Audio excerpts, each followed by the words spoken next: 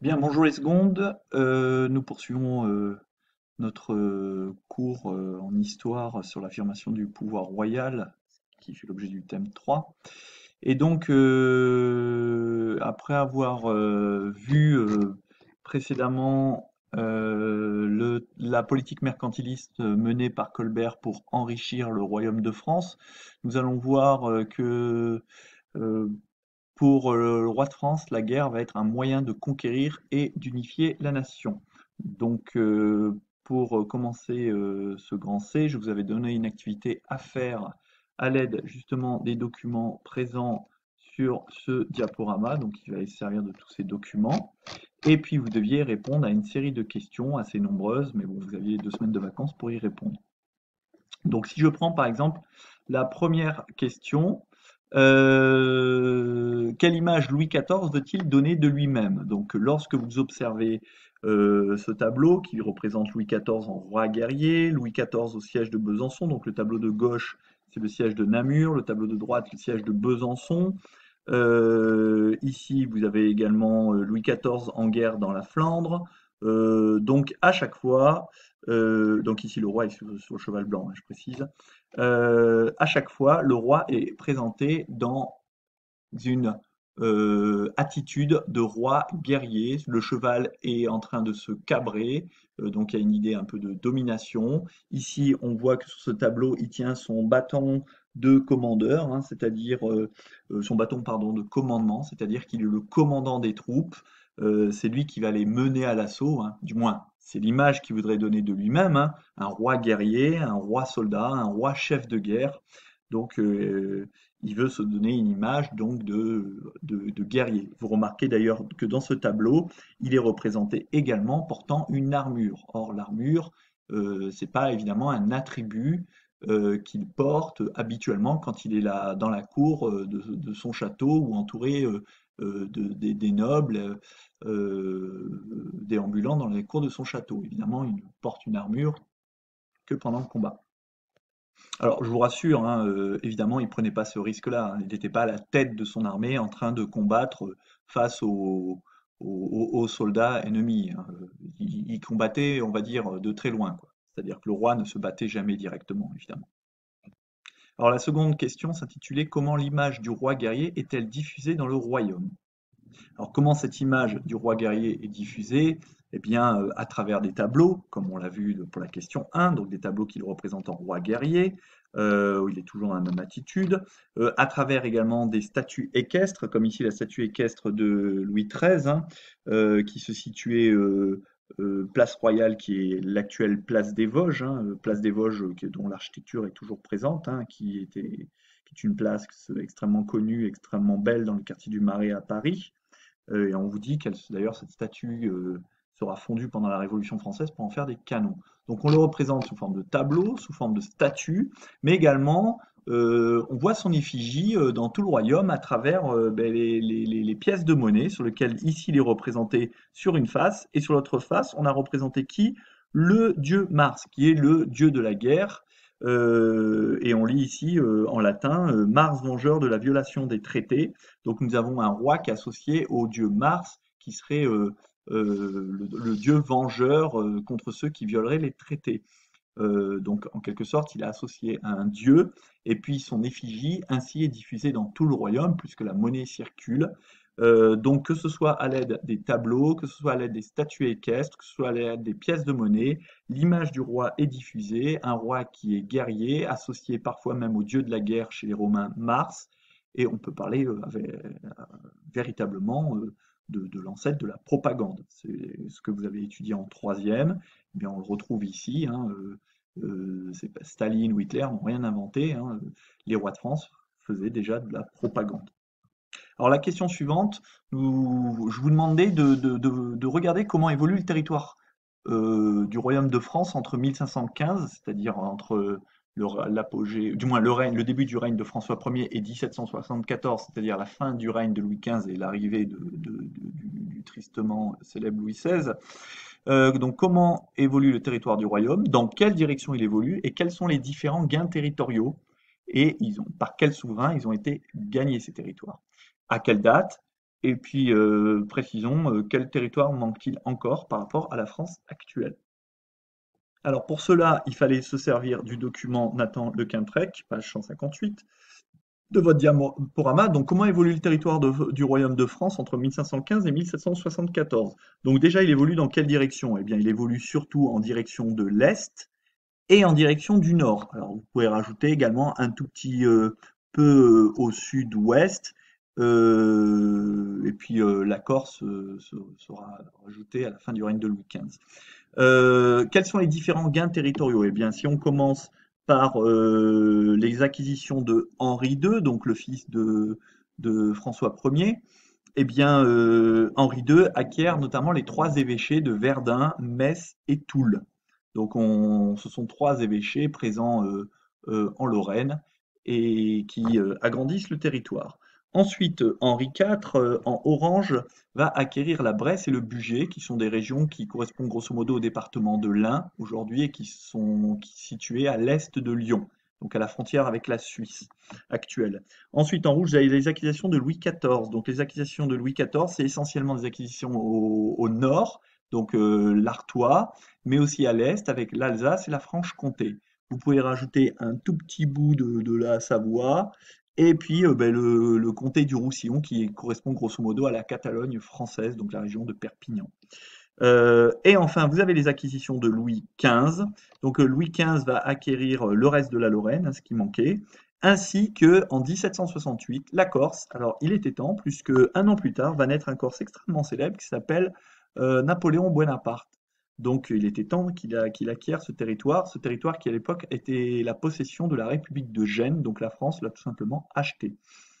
Donc quel territoire il manque encore par rapport à la France actuelle? Eh bien, si vous regardez les frontières, il manque grosso modo trois territoires. Il manque ce territoire en blanc qui correspond à ce qu'on appelle le comtat venessin. Le comtat venessin, c'est toute la région autour d'Avignon qui, à l'époque, appartenait au pape. Vous savez, il y a le château des papes à Avignon. Il n'y a pas qu'un pont où on y danse tous au rond. Il y a aussi un château des papes, puisque les papes ont résidé au cours du XIVe siècle en Avignon.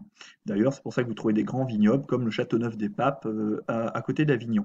Vous trouvez également cette région qui rejoindra la France en 1860, c'est le comté de Nice. Et puis vous retrouvez également les Savoies qui rejoindront également la France en 1860. Donc vous voyez, Nice et la Savoie sont françaises que depuis 160 ans. Alors ensuite, on vous demandait dans la question B, qu'est-ce qui contribue à protéger le royaume? Où sont-elles situées? Pourquoi? Et qu'est-ce qui permet d'unifier le royaume? Qu'est-ce qui montre que le pouvoir se centralise de plus en plus à partir de 1682? Alors, qu'est-ce qui contribue à protéger le royaume? Où sont-elles situées et pourquoi? Alors, ce qui permet de protéger le royaume, il fallait se servir de ce document et notamment de sa légende, pardon, vous dit un territoire protégé et unifié. Et vous voyez que il y a des sortes d'hexagones qui correspondent aux principales fortifications de Vauban. Alors, ces fortifications, on les trouve où? Eh bien, vous les trouvez le long de la frontière des nouvelles provinces qui viennent d'être agglomérées au royaume, donc là où la France était souvent en guerre, le royaume de France.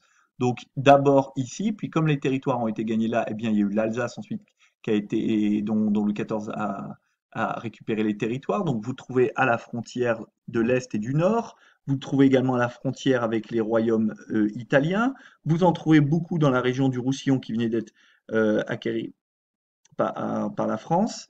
Vous trouvez également pas mal de villes fortifiées, de fortifications le long de la côte atlantique, dans les ports, que un architecte de génie qui s'appelle Vauban, qui était novateur en termes de fortification, défendait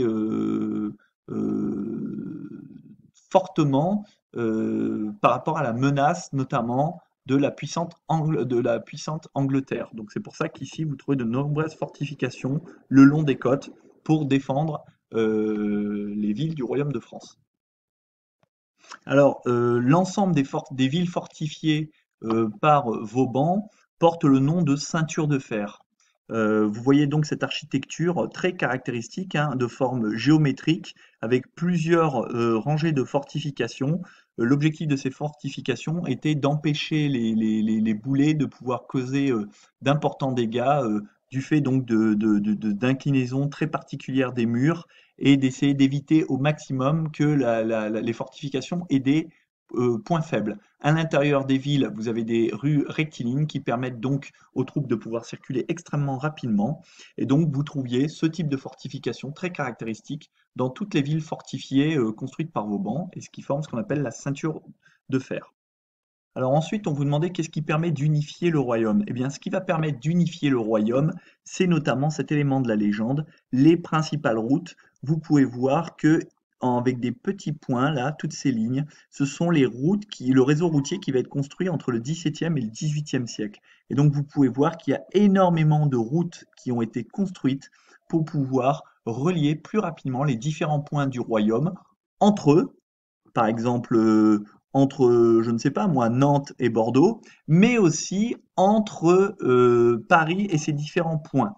L'objectif, par exemple, entre Paris et Dijon, l'objectif, donc, c'est qu'aucun point du territoire ne soit trop éloigné de Paris et de faire en sorte que la circulation à l'intérieur du territoire soit beaucoup plus facile, qu'il soit beaucoup plus facile et beaucoup plus rapide d'aller d'une région à une autre, et notamment d'aller de Paris aux villes de province.